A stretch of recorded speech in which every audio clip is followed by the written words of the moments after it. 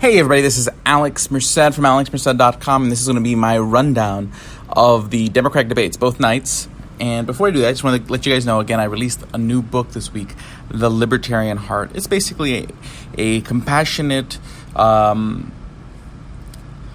basically look at libertarianism from the eyes of building a world of consent and how do you sustain a world with consent at its center. You can pick that up, either buy a physical copy for $11 or pick up the free ebook by going to thelibertarianheart.com. That's thelibertarianheart.com. But the Democratic debate. So what I'm going to do first is I'm going to highlight sort of which candidates left me with a good impression and then which ones left me with a bad impression. And then after that, we'll go and I'll talk more about the issues that were discussed and sort of some of my reflections on them. Now, candidates over the two nights that left a good impression on me include, of course, Tulsi Gabbard. So while I disagree with her a lot on domestic policy, the president, one of the major things it is involved with is foreign policy. So to the fact that she is the best on foreign policy, as far as not wanting to get involved in more wars and really sort of pushing back against sort of military escalation around the world, she is by far the best anti-war voice in the Democratic primary, okay, and there needs to be one. Now, I also liked John Delaney in the first night. John Delaney was a voice of sanity. We're going to come back to one of the best things he said, where he kind of pointed out some of the problems with the whole idea of Medicare for all and the fluffiness of this idea that everyone's just kind of throwing out. Julian Castro had a couple good moments. There was a lot of stuff I didn't like. But when it came to the immigration issue, I think he was very passionate. I think he spoke very well, explained the issue very well on things like the idea of decriminalizing border crossings. I think that's the right move. I'm just for decriminalizing as much as possible, and I'll talk about why later on.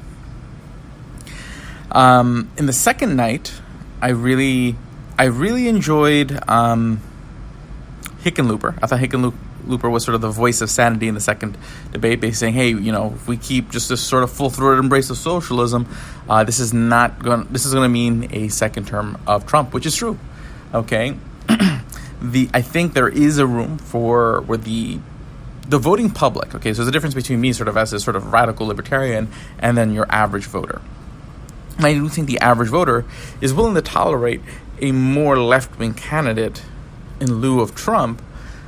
But there is boundaries, and I do feel like the current Democratic lineup thinks that line is much further than it actually is as far as what that voting public will tolerate. So I think Hickenlooper's warnings are foreshadowing. I also like Yang. I think Yang explains himself well. I'm glad that he, mentioned us, even if it was just tangentially mentioned libertarians and building a coalition. At least someone who's, expresses the idea that we should all work together. That I appreciate. While I don't agree with all of his ideas, I do appreciate that he explains them, and you can at least see the logical thought process he has for why he says what he says. And we'll come back to some of what he said later on. Also on the second night, who else did I like? Marianne Williams was fun. I just liked her overall. She's like a self-help guru, so, the whole idea of, love and empowerment, she's going to have all that, so I'm going to appreciate that. Now, we'll see where she goes from here. So that's pretty much the ones I like. The ones I really didn't like are people like Swalwell. I just don't really see what his point in the race is. I don't see what he's really running on other than he's a millennial with a lot of college debt. I really don't like de Blasio. I'm a New York City person.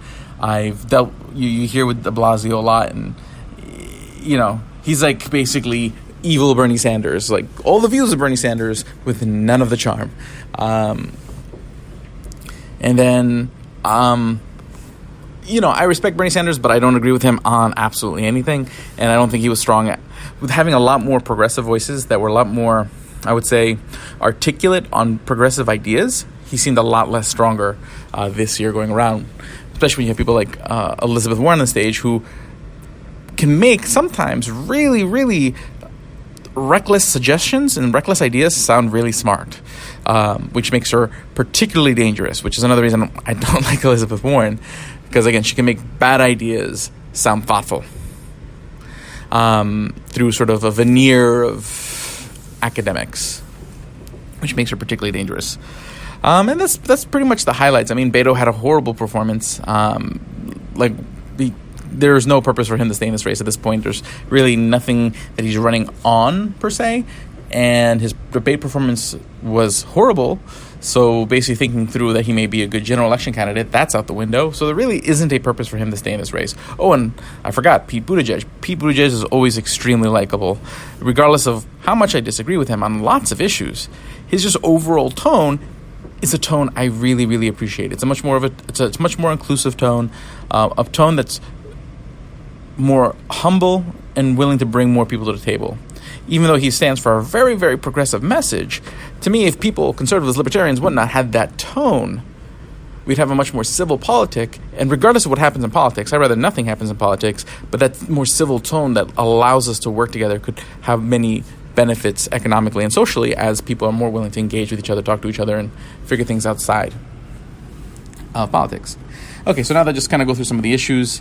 One of the issues they talked about a lot was Medicare for all. Now, John Delaney brought up a really good point that basically the way there's two healthcare, well, it's really three healthcare programs from the federal government in the United States. There's Medicaid, which is meant for poor people. So it has really low reimbursement rates, meaning if you're a doctor and you accept Medicaid, you're going to get paid a lot less for seeing a Medicaid patient than you will with others. On top of it, like most government programs, it has very slow reimbursement rates, meaning you're going to get paid on that visit very slowly if you file the paperwork right. This is why a lot of doctors will not see Medicaid patients. Medicare is a little bit more generous in what it will pay, but it's still fairly less than, let's say, less with slow reimbursements. So this is why a lot of times doctors and hospitals, it's part of the reason why they have to charge so much more for everybody else, because they have to make up not just the less they're making here, but the slowness by which they get paid. And the same thing happens with insurance companies where they take a long time to get paid. It's just this whole bizarre third-party payer. And that's the problem with saying Medicare for all. You're not necessarily getting rid of a third-party payer. You're just changing who the third-party payer is. Third-party payment is the problem, because when I pay for services directly, the services are designed for me. They're designed for me to be able to pay conveniently, to enjoy the services I'm rendered, and to overall enjoy the experience. Since I'm like 2 steps removed from payment in healthcare, I'm 2 steps removed from anyone caring what I think. Okay, because bottom line is the doctor's practice cares about making sure that all the paperwork is done right for either Medicare, Medicaid, or your health insurance company. Your health insurance company is just caring about that, that your employer is happy, who's paying for the plan, or basically the one choosing the plan. So, and your employer is not, particularly going to sit there. You're not your employer's customer, so there's really no one caring about you in this conversation. And a good book on this is the book called The Primal Prescription by Robert Murphy. So if you care about the healthcare issue, please read that book, The Primal Prescription by Robert Murphy. You can find that and many other books over there at books.libertarian101.com on the recommended reading list. Cool. But the point is that if you were to get rid of private healthcare, because that's basically, you had a lot of candidates say, hey, you know what, we just want to have a purely government healthcare system. Basically, you either have to pay a lot more because you're going to have to reimburse and pay doctors a reasonable rate so they can stay in business, or if you maintain the current lower rates to manage costs, you're going to have a lot of people who just decide not to be doctors anymore or move to other countries where they can make more. Because in other countries, most other countries that have government healthcare, you still have sort of a private healthcare market, a private insurance market, so that way you can pay to go to a nicer hospital where you don't have to wait so long, or pay to go to better doctors. There's still an ability for other doctors to be able to make other money elsewhere. You take the private market completely out of it, that's going to eliminate that. Also limit the innovation in services, because it's all going to be based on sort of a bureaucrat's schedule, a bureaucrat's desire. So that's a dangerous idea. So anyone who raised their hand, which was a lot more than I care to wish, should be completely off the table. Yes, so that's the healthcare issue. Then there was the border issue, which basically in the first night came down to decriminalizing border crossings, which border crossings isn't just you crossing the border on the Mexican border, but it could also just be you overstaying a visa. The idea is that, and it doesn't mean you don't get in trouble. You could still civilly get in trouble, which just means you get penalties, whatnot, but it doesn't mean you go to jail. It doesn't mean that they have the authority. The level of enforcement is not going to result in your death, which is sort of the reason why. And that should be for most things. That's why we should decriminalize drugs, decriminalize sex work. I mean, I would rather end prohibition altogether, but the more things we call a crime, the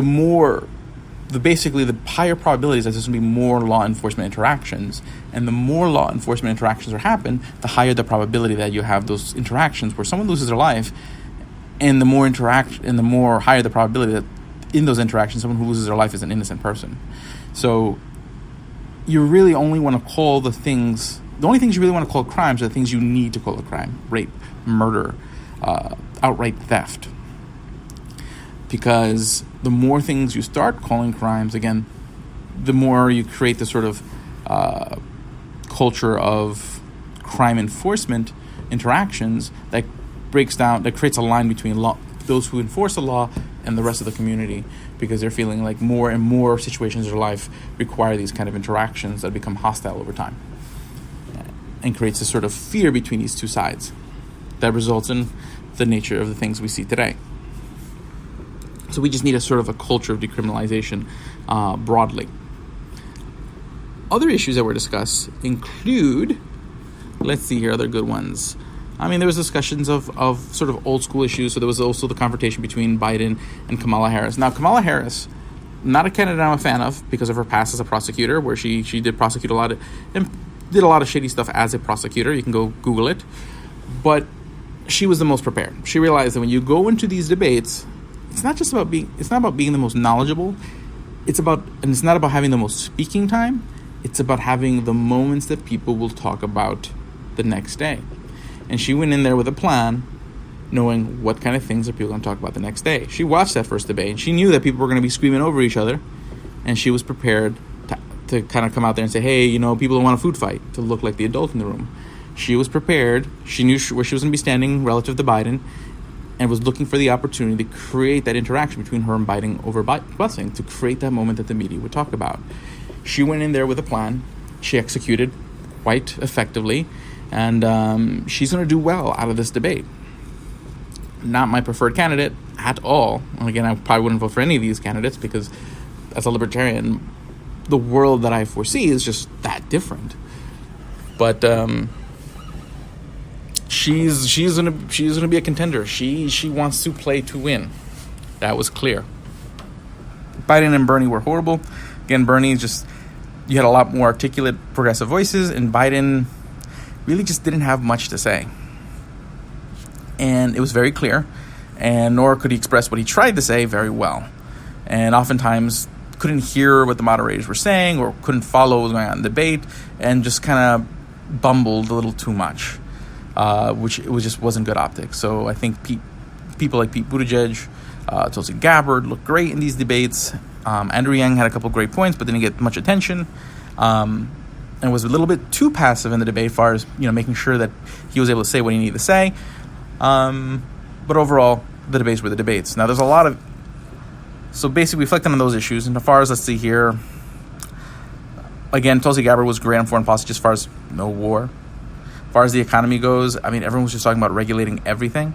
And the problem is, if you're worried about corruption, big government is heavily related to big business because they both need each other to survive. It's big business that funds the politicians that fund and the big government helps create the regulations, the taxes that keep out the competition of big business. They're intertwined. There always will be.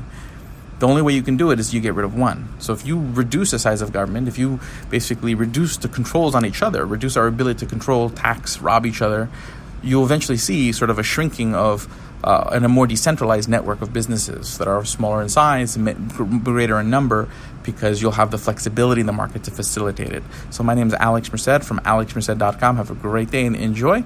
And subscribe to the podcast on iTunes, Google Play, and Stitcher. Thank you very much.